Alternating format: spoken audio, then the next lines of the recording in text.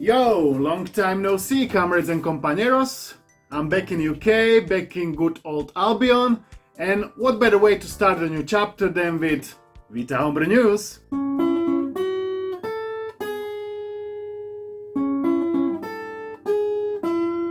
Let's begin with the new releases. Punk Advantures by Renegade. I think he's busy with school at the moment, so he doesn't really have much spare time to port new games to the Vita. Luckily he found time for this one. It is a fun, simple game. The goal is to destroy all flying balls or balloons or what is it? If they touch you, you are dead, so beware. You can only shoot up to the sky, but there are different weapons to collect and plenty different levels to beat, so there is some fun to have here. If you wanna install it, you need to get the official Android game files and you need to follow the setup instructions. You can also use D-pad and buttons to play it, not just touch controls, and the homebrew trophies are also supported. If you need any help, you can always join our Discord. We are already at 8,000 members. Huge shout out to everybody in there, it's a pleasure. And also huge shout out to you watching this video right now, because we are at 70,000 subscribers. And I know you are one of them.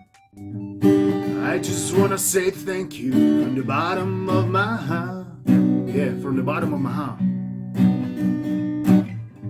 Now let's try to carry on with the Vita Homebrew news.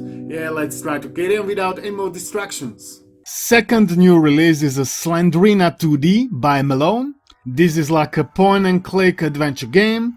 You're going through the house, you're solving puzzles, unlocking doors, while trying to avoid meeting with Slendrina, cause then it's a game over. This game can be considered as a scary for some people, so if you are in this mood, check it out for free from VitaDB or elsewhere, and you can only use touch controls with this one. I'm not gonna be making any Halloween horror video this year. I've made one last year, check it out right here, but I'm preparing something special for you. Stay tuned. Third is a tiny crate by Harmony Honey. It is a cute little precision platformer with puzzle elements. I don't know about you, but when I hear something is cute, I tend to get angry, so I wouldn't be really describing it as cute little platformer. I would rather say it is a 2D platformer with simple graphics, where you are using crates to solve puzzles and to climb on higher platforms. It runs okay. There are several it runs okay. There are several levels to beat. It's for free because it is a homebrew.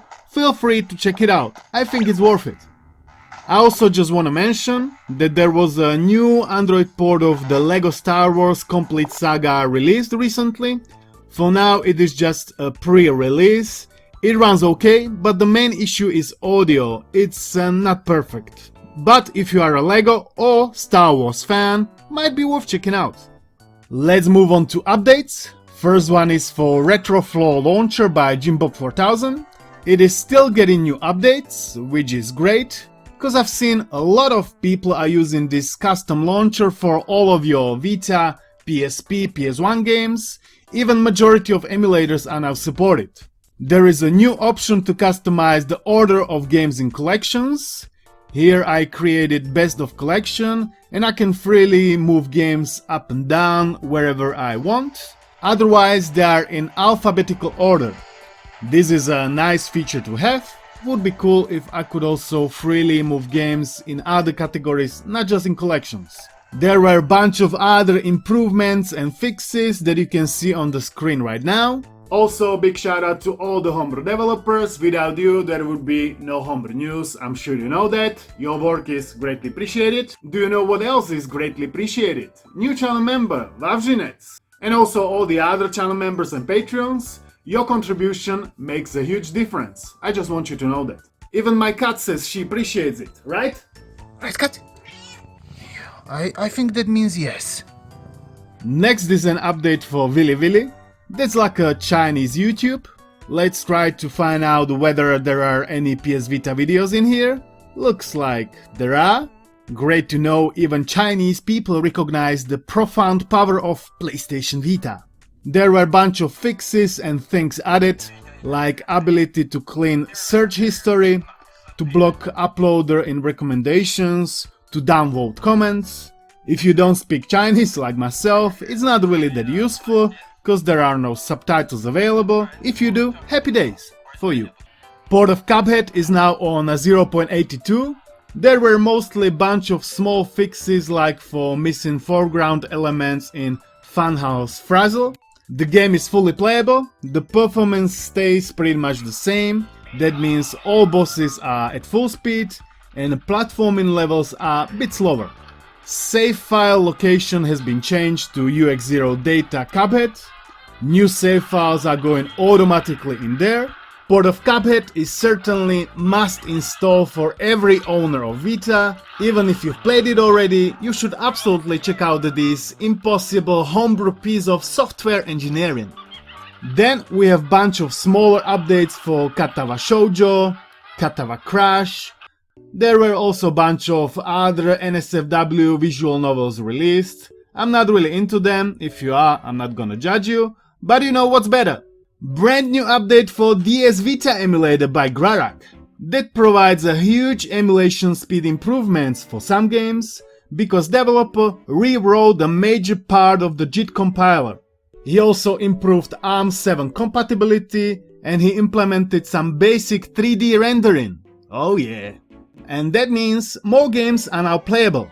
Previously there was playable Pokemon Mystery Dungeon, Blue Rescue Team, and now even Explorers of Skies are running at full speed, or pretty much close to it.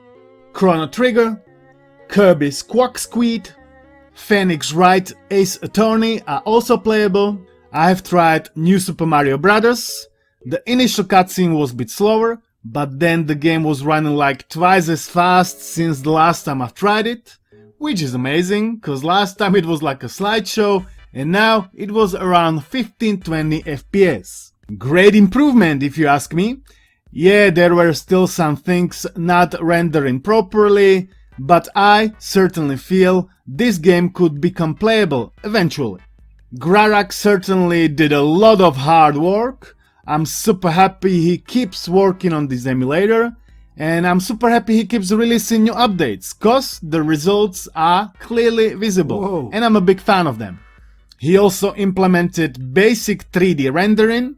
Previously 3D games were just crashing, but for example now I can even launch Mario Kart DS and I can play it, kind of. Because rendering is pretty much broken, frame rate is slow, but it is not crashing. Same case with Kingdom Hearts Recoded, rendering is broken, but the game is not crashing and the frame rate is much better than in Mario Kart DS. Developer shared some update videos on his YouTube channel, feel free to check him out. I'm sure if there are any more new updates he'll put it in there first. He also said there are more optimizations that can be done, equals to a lot of good things coming. Absolutely exhilarating news. It's certainly starting to feel a little bit like at the end we're gonna get the impossible DS emulator on the Vita. Big 2 thumbs up. Now let's quickly check this brand new controller called Nova Pro WGP14V2, quite a mouthful, made by Fantech.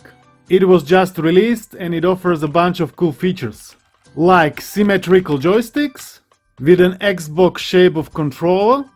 Here you can check all the technical specifications.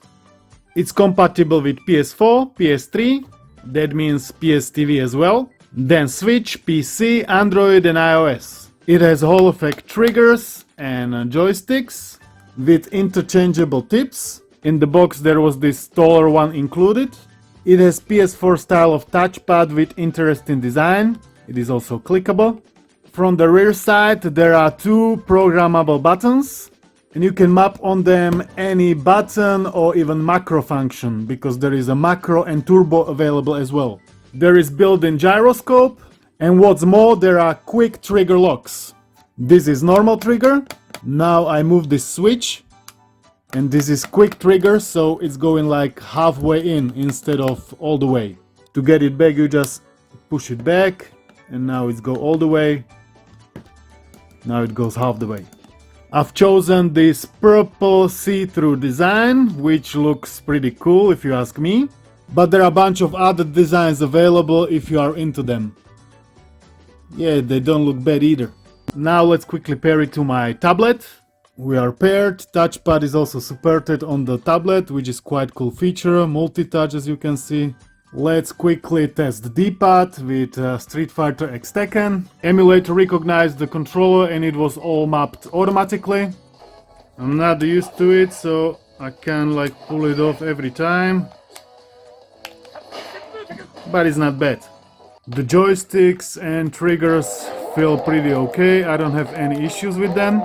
Overall, solid controller in my opinion for not a bad price. Right now they're selling for $38.80. Link for it is down below, feel free to check it out. And now let's get back to killing this monster and then to homebrew news. Come on, die bro, die. Alright, now we can get back to homebrew news. Last but not least, showcases of upcoming homebrews and projects. Malone is working on the port of Jazzpunk. 90% of the game is now playable. He also shared some screenshots of menu in Neighbors from Hell. Bunkai shared a sneak peek of upcoming NHL 25 PSP mod.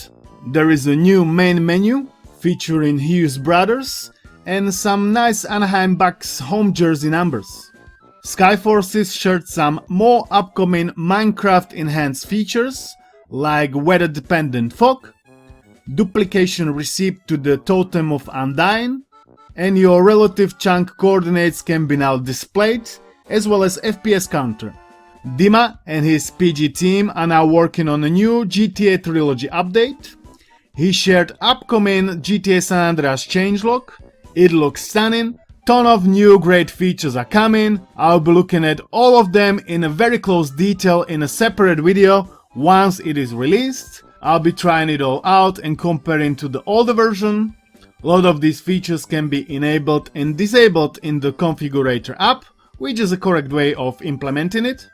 GTA 3 is gonna get a rear touchpad support that is gonna move LNR2 from the front to the rear. I'm a big GTA fan and because of that I cannot wait for all of these updates. GTA San Andreas also just celebrated 20 years anniversary. Happy birthday to one of the greatest games of all time. One of their original creators shared their original plan to have 3 cities on separate maps, and the player would then travel between them using trains and planes. This plan was later scrapped and instead they went for one huge map. Check the full post on the Twitter. Under the post I couldn't not notice the iconic theme song that still blows my mind and give me chills up to this day. They are even showing all the separate musical instruments that have been used to create it, which is truly fascinating for me. While we are at the GTA San Andreas, SA Squad are also joining to happy birthday wishes, and they are very pleased to announce the upcoming release of GTA San Andreas Stories demo that they are creating and that is coming very soon. They're gonna give us more information in the upcoming days, but on the image it says November 2024. Can't wait to try it out.